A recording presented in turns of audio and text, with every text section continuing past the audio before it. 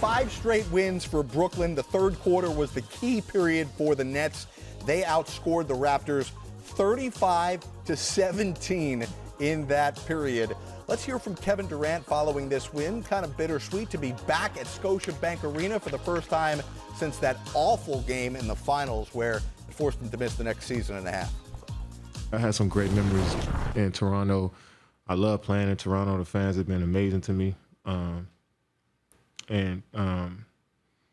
The last time I was here was one of my lowest moments as a basketball player, but it's good to come back here and play and see the fans and get a W. From that low moment to now, what part of your journey, recovery, where your game is, are you most proud of? I'm proud of all the people that's, sacrificed their time to help me through, this long period, this tough period, because I was a burden on a lot of people mentally. You never knew how I was going to approach the day. But so many people, took their time with me and helped me through this. And I'm just proud that, they stuck with me. And, obviously I was going to do the work, but they made sure I was doing the right work, So I appreciate everybody that was there for me. I feel like we learned a lot there about Kevin Durant. It's the first time I feel like, and I've asked him a lot about this. In fact, he's kind of thrown it back in my face once or twice, but about that process of getting back to this point. And that's the first time I really recall him talking about how difficult it is. I mean, Candace, rehabbing from injury, what that's like. It is a grueling process, and it's okay to open up and say it wasn't easy. When basketball is your solace, and that's what you turn to anytime anything in your life is going wrong. Like, for me, that's what I did. I went and played basketball, and automatically it made me feel better. Well, when that's taken away, what do? And Kevin Durant eats, breathes, sleeps basketball. Yep. He didn't even dress up going to games. Nope. He comes in a Hooper's outfit. So I think just that process, him opening up, I think will help a lot of others, a lot of other ballers out there that are going through that similar process. But more importantly here for Net fans, after kind of a bumpy first week of the season, 2 weeks of the season, they now find themselves with 5 straight wins as they begin this relatively long road trip. I think their chemistry is starting to come together, and obviously it was a short offseason. James Harden talked about he rehabbed mostly the offseason. He's another guy that loves being in the gym. I love the way they're starting to come together, and I give a lot of credit to LaMarcus Aldridge, Patty Mills, Paul Millsaps, those veterans that kind of had them hang in there for a while and looking for Claxton to come back.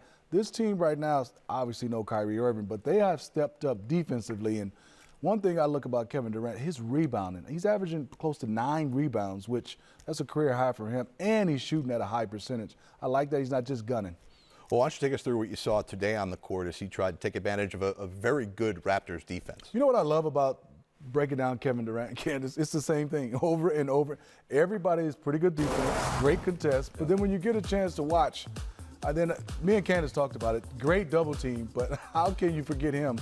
After you double team Kevin Durant, you must stay with him. You can't have your back to him. You got to at least have him and be close to him. There's no way you're going to get back on a 7-footer guy.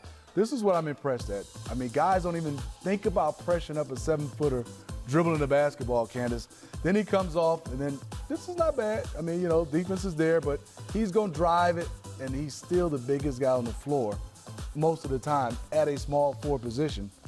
And then getting out and running, James Harden. I mean, come on, Fred VanVleet. You know who's going back. That was one of, if I was a coach, I'm like, Fred, what are you doing? Stay with Kevin Durant. This is where I think he can make the game easy in the playoffs and for the Brooklyn Nets. You can't come double. If you do, it's too late. He kicks it out to Blake Griffin. Obviously, Blake Griffin takes his time. But if he can draw double teams down on the block and get guys easier shots, we know he can score.